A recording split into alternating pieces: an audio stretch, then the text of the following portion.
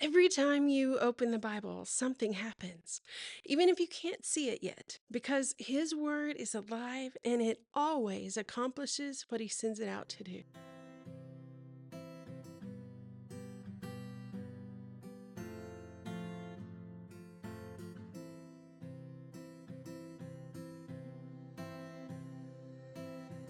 Hey there, friend, and welcome. I am so glad you're here. We're in a special season of Beneath the Fig Tree, both in the podcast and the YouTube channel, and it's called the 119 Bible Bootcamp. And together, we have been mapping the terrain. We've been looking at how the Bible is structured, tracing its big story, and exploring the mindsets that we bring with us when we open the pages of Scripture.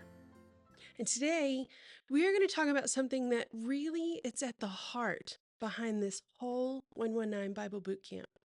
And that's how engaging with Scripture isn't just about learning facts or following rules, but it's about the way that God's Word transforms us from the inside out.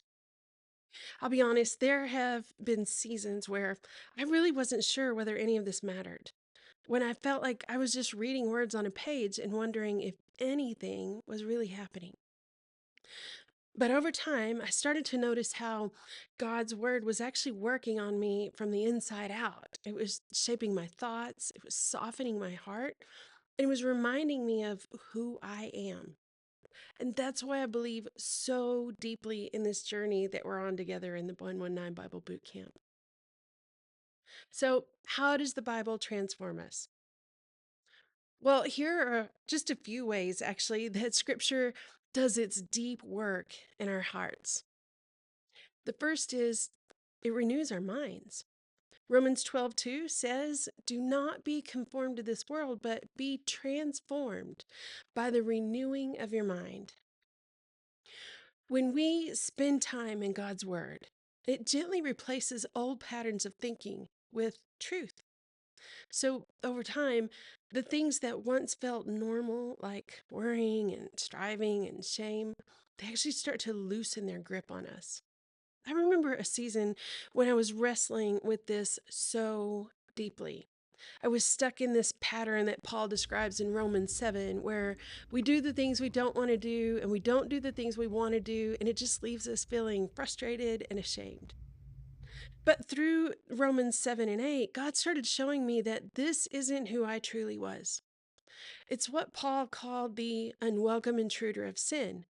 It didn't define me, it didn't get the final say, but it was time for it to go. And for several weeks, I began each morning just reading through Romans 7:13 to Romans 8:13.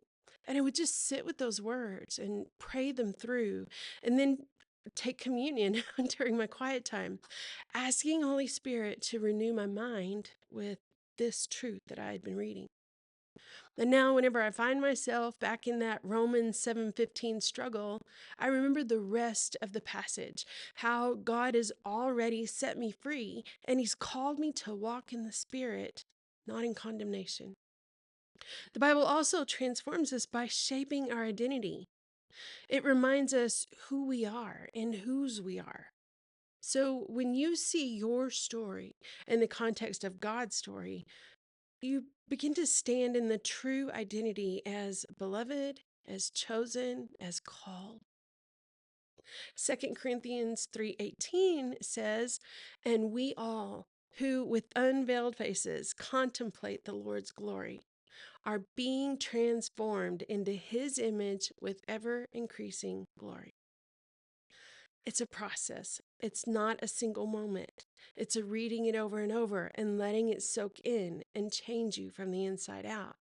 So if you ever forget who you are, remember those words from Romans 7 and 8. You are no longer a slave to sin, and there is no condemnation for you in Christ Jesus. That's who you are, free, forgiven, and loved. The Bible also transforms us by cultivating intimacy with God. Spending time in the Word isn't about checking off a box. It's about building a relationship. The more you engage with Scripture, the more you learn to recognize His voice and trust His heart.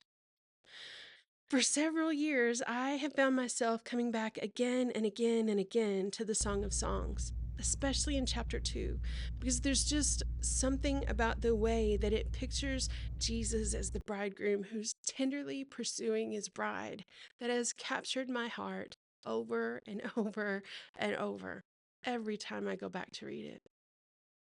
He calls me, he calls you into what he describes as a new day of destiny, inviting us to lay aside anything that keeps us from fully experiencing his love and to come away with him. So, whenever I find that my soul just longs to be near him and spend time with him, that's where I go, the Song of Songs. The Bible also transforms us by guiding our steps. Psalm 119, 105, a familiar verse says, "Your word is a lamp to my feet and a light to my path." Scripture lights the way forward. Even when you feel unsure or stuck, His Word can bring clarity and direction just one step at a time. And really, that's all we need, one step at a time. It's a little like when you're doing a word search. If you don't have the list of words that you're looking for, you can stare at that grid of random letters for ages and not really find a word.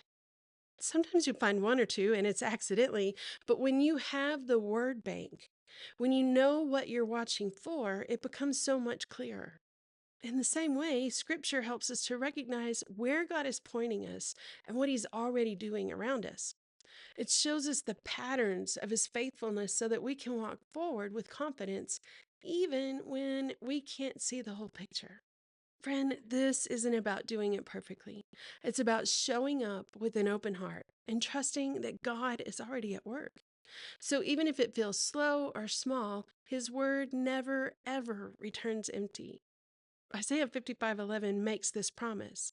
My word that goes out from my mouth, it will not return to me empty, but it will accomplish whatever I desire and achieve the purpose for which I sent it. You don't have to have a dramatic story or a perfectly polished testimony. Transformation often happens in the smallest, quietest moments, like a seed that's hidden in the soil. Trust that God is patient with you. He delights in every small yes. Every time you open His Word, every moment that you turn your heart toward Him. If you remember just one thing from today, let it be this: God's Word is alive, and every time you open it, He is ready to meet you and transform your heart. So this week, can I just encourage you to take a little time to pause and to notice?